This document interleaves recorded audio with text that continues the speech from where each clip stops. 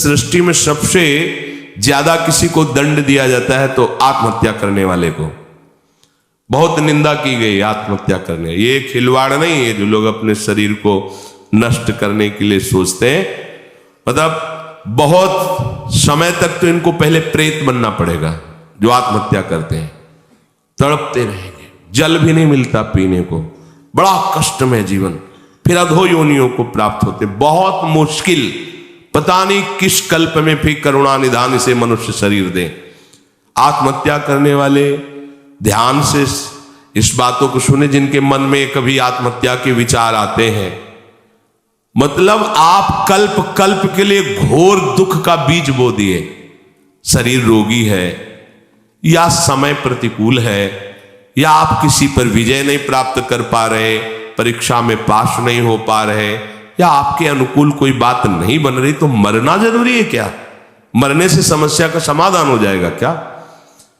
हम तो कहते हैं कि अगर तुम्हारे अंदर इतनी ही बात आ गई कि मैं शरीर को नष्ट कर दूंगा, अब जीना नहीं, तो आज से भगवान के लिए जियो, तुम दूसरों की कामना पूर्ण करने वाले बन जाओगे।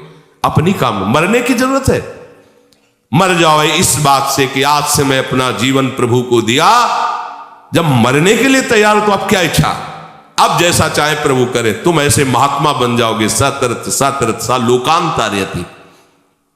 अगर आत्महत्या की तो आप दुर्गति को समझ लीजिए, भयानक प्रेत योनि, जहां स्वेच्छा से आप जल भी नहीं पी सकते, भले नदी किनारे रहिए, स्वेच्छा से, और भयंकर जलन, अशांति, एक जगह चैन से नहीं रह सकता।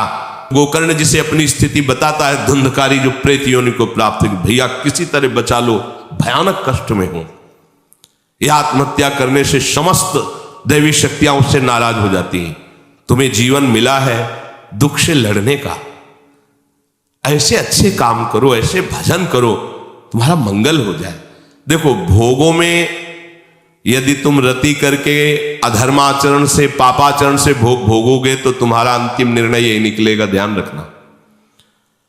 जब तुम धर्म विरुद्ध आचरण करोगे, जैसे कोई कहता है कि अभी तो छोटा बच्चा ही था, उसने कौन से पापाचरण किए, अभी तो 14-15 वर्ष का था, परीक्षा में ऐसा ऐसा क्या। तो भैया, एक जन्म का हिसाब नहीं चल रहा है, बहुत जन्मों का हिसाब चल रहा है। अगर उसके सुकृत काम करते तो माता पिता उसके ऐसे न मिलते कि उसको टॉर्चर करते, तभी तो ऊब गया जीवन से। अब किसको क्या कहें।